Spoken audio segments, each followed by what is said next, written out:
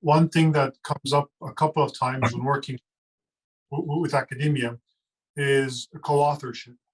And when you think about co-authorship, usually you have to have a place where you work. And so as a freelancer, when you sort of have your affiliation, it's not clear what your affiliation is. So that's one thing that started getting me thinking there. The other thing was just for normal bookkeeping and tax reasons. Sometimes it's good to have a legal entity that identifies you, which would then be your affiliation if you were to be a co-author on a paper. And so that got me thinking more about how freelancers go from being just subscribers or users of a platform like Kolabtree as independent persons to legalizing their entity as a company, whether it's limited liability or doing business as, or whatever the title will be, depending on the country or the size of their operation. And then it's pretty much a consulting company that you can then use as an affiliation for yourself, and also to bring in your fees and organize your accounting for taxes and so forth. And I was wondering if Hugo or Ariana have gone that far, or if you have research going that far, and if you have any thoughts about it. Because also when you're a consulting company and you have maybe a presence on LinkedIn or online, Kolabtree becomes your main source, or a main source of clients, but also you're open to the web for people to find you as well. So these are things I've been thinking about, and I wanted to see if you also have been thinking about it, and maybe we can talk a little bit more about what you've reached. That's very interesting. I think I haven't gotten that far in thinking about it. But yeah, the idea of like having something like that has your back, like a legal entity representing you, or which can also be something you can use for training. I don't know. I go a lot for that. I'm part of the European Medical Writer Association, and I was just thinking like that it has helped me if I had some doubts even about the logistics of this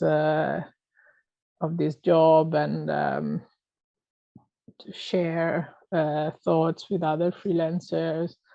So within the association, there's a freelance business group, and that's been really useful for me. For example, it's always useful to have some sort of network and organization that you can turn to if you have problems or questions. And at the beginning, as you mentioned, you can do mistakes, and you can. So it's a really interesting point. And just to clarify, what I meant by company was a company of one employee, which would be you or me, or like it's basically representing you, not an association of freelancers. But are you mean that the Medical Writers Association is a good source for advice on how to do that, or? It can be like in terms of that. For example, here in the UK, it really depends on the country. Here in the UK, you can either be a sole trader or a limited company with just one employee, and it really depends what works best for you. At the moment, I'm a sole trader, but I think maybe in a couple of years I will move to a limited company.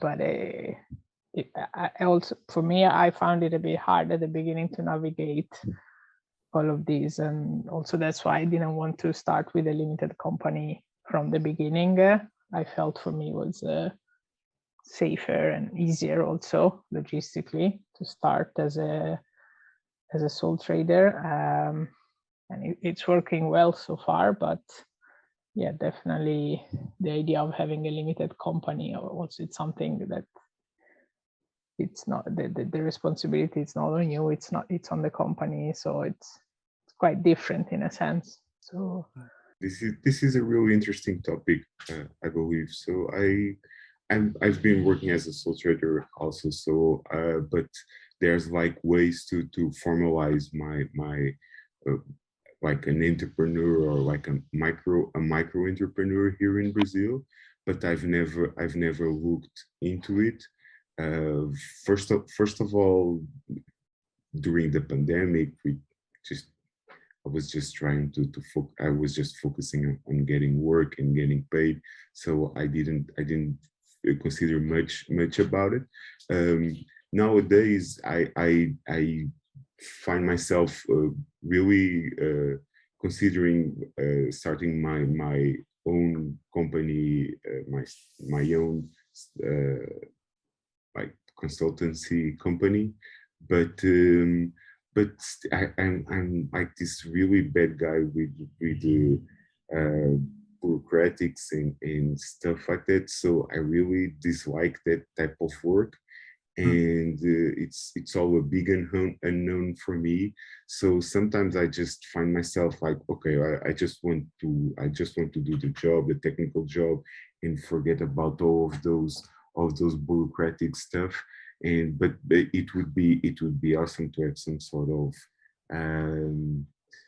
mentorship regarding that.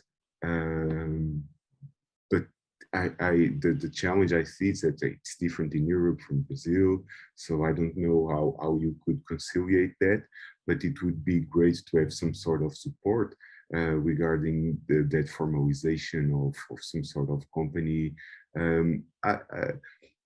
I don't know if it would be, for example, since we are freelancers, the thing that attracts clients that we are not organized, so they can negotiate directly with you, and they know that it's just you. So I don't know if we are a company, or if I was a company that would. I have seen on the expert browser on Kolabtree, people that have like a company and then they have a standalone, and I don't know how that works for them. I if it's better for clients to see a company there, or to see like a sole entrepreneur or a sole expert. I really don't know how it would work.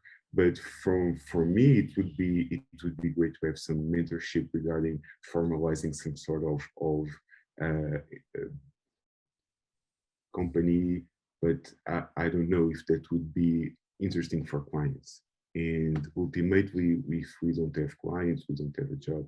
So yeah, the times I thought about a company, but again, I can see the same issue that you just brought up, is when I thought about like outsourcing myself, like employing someone in the future, maybe not just yet, because I find myself that I have to turn down a lot of work, because I it's only me, and there's only 24 hours in a day. So sometimes I think, yeah, maybe in the future, if I have someone like that I can trust, and that they can help me and like work with me, that's when the times when I thought, yeah, maybe in the future with the company you can do that, you can employ someone. But then, as Hugo said, that's the clients, they come to like you personally because they know you are the expert, so maybe they wouldn't like you giving their project to another writer, in my case, although I trust this person, but I can see their points too. So yeah, it's kind of tricky.